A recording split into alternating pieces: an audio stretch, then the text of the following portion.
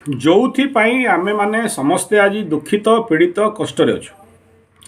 ହୁଁ ଦେଖେ ବହୁତ ଧର ପଇସା କମେଇଲୁ ହେଲା, ହୁଁ ଯାହା ଖାଇବା urea phosphate Gromor nitrate T20 DDT gammexane Thimet ହୁଁ ସେଠୁ ତ ବଞ୍ଚି ପାରିବାନି ନା।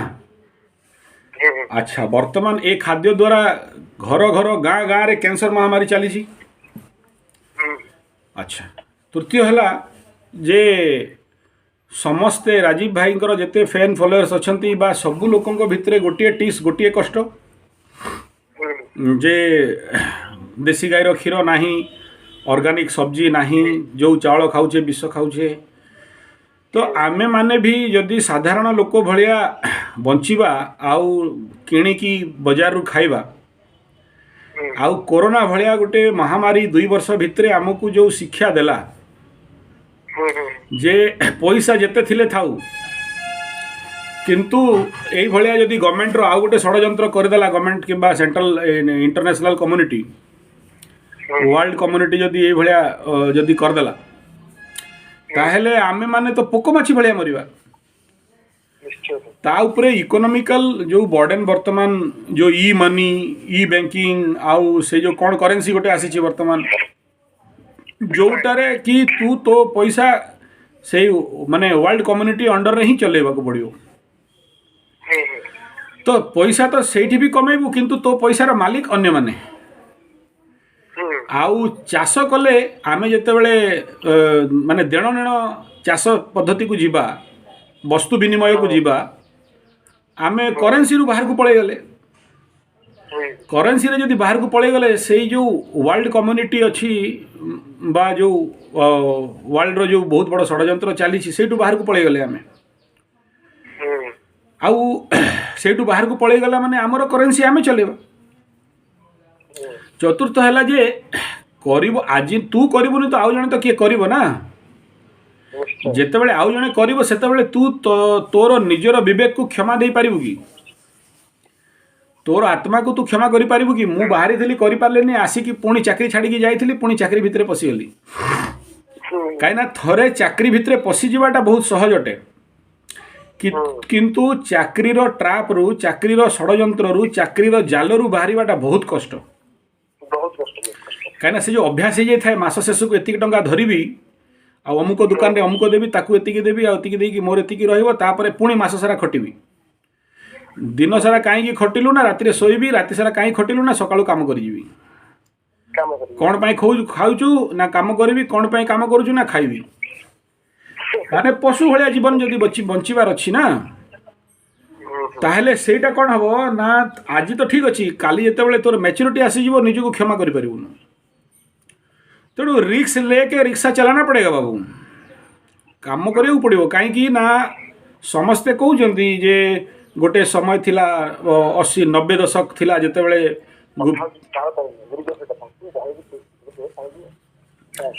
ଗୋଟେ ସମୟ ଥିଲା ଯେଉଁ ସମୟରେ ବିଷଖିଆ ଆରମ୍ଭ ହେଲା, ଆଉ ବିଷ ଖାଇ ଖାଇ ଆମେ ବିଷର ଚରମ ସୀମାରେ ପହଞ୍ଚି ଯାଇଛେ। ତା ସହିତ ବର୍ତ୍ତମାନ ୱାର୍ଲଡର ନେକ୍ସଟ ଯେଉଁ 20 ଇୟର ଆସୁଛି, ଏଇଟା ଗୋଟେ ସୁପର ଡେଷ୍ଟ୍ରକ୍ସନ୍ ପିରିୟଡ଼ ଆସିବାକୁ ଯାଉଛି। ତ ଏ 20 ମାନେ 2022ର 2020 ପର୍ଯ୍ୟନ୍ତ ସରିଗଲା, 2022 ଆରମ୍ଭ ହେଇଗଲା। ଦେଖେ 20 ପଶୁ ପଶୁ ଡେଷ୍ଟ୍ରକ୍ସନ୍ ପିରିୟଡ଼। ଆଉ ଆଗ ଏଟା ତ ଟେଲର ଥିଲା, ଆଗକୁ ଫିଲ୍ମ ବାକି ଅଛି। ତ ସେଇ ଜାଗାରେ ଆମେମାନେ ଯଦି ଆମର କର୍ତ୍ତବ୍ୟ ଦାୟିତ୍ୱକୁ ବୁଝିବାନି, ଆଉ ସେଇ ହିସାବରେ କର୍ମ କରିବାନି, ତାହେଲେ ତ ସମସ୍ତଙ୍କ ପାଇଁ ବିପଦ ହେବ।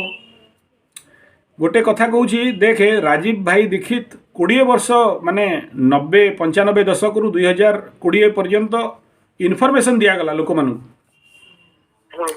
ଏବେ ଆଉ ଲୋକ କେହି କହିବେନି ଯେ ଆମେ ଜାଣିନୁ।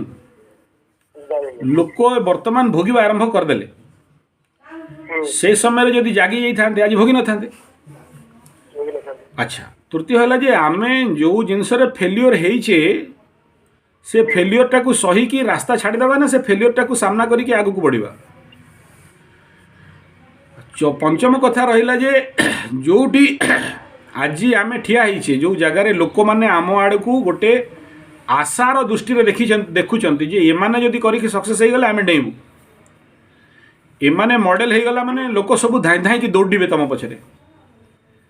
बुझीगला निश्चय अच्छा तो मो पीरियड रे मु करी की एक्सपीरियंस गेन करदेली मु जानिदेली जे कौ रास्ता रे गले सक्सेस कौ रास्ता रे गले फेलियर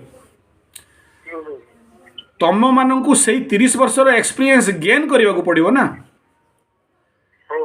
तो मो पाखे ऑलरेडी 30 वर्ष 35 वर्षर स्टॉक माने एक्सपीरियंस रही जे बाबू एटा कले भूल हम एटा कले ठीक हम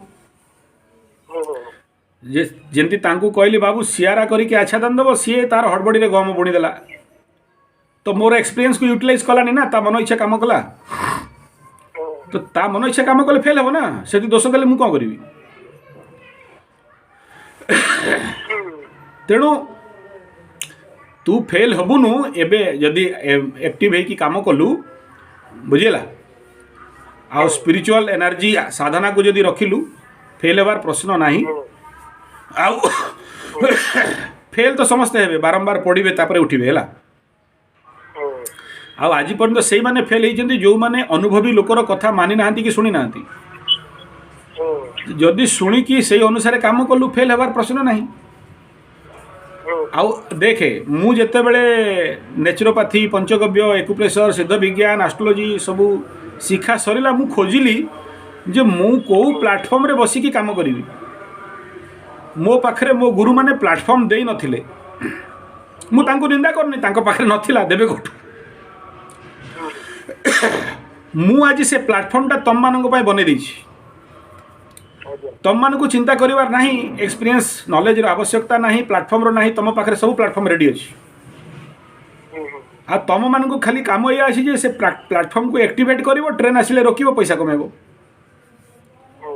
तेणु जेहेतु सब किसी रेडी अच्छी तू न कमेले आउ जने किए कमेबो ना कमेबो तो जरूर बंध अच्छी माने माछ तो आसीबे माछ आसिले पक्षी आसीबे तेणु सेटा तो निर्णय तोर अटे काली मु तते काई छाड़ी निर्णय नेबा पई जे काली मोड़े आंगुली देखेबुनी दोष दबुनी जेंती जेंती सी मते दोष देला आपण मते बतैलेनी मु एठी फसी गली मुकुल तते डाकी देली कि गुआ हल्दी देगी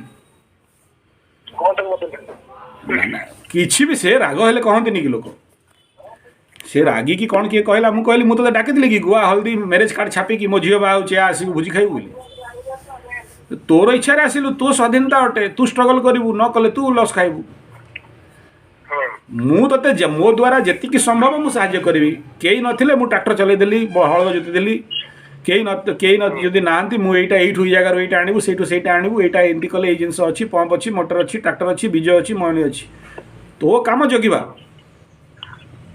आउ खुटर खुटर करिबा तो सेमती तो निर्णयटा तो लाइफ रे तू ने एथि पई जे तू काली काहा को दोष दबुनी हैला ना ना मु सेटा जानि कि बढ़िया कर सेटा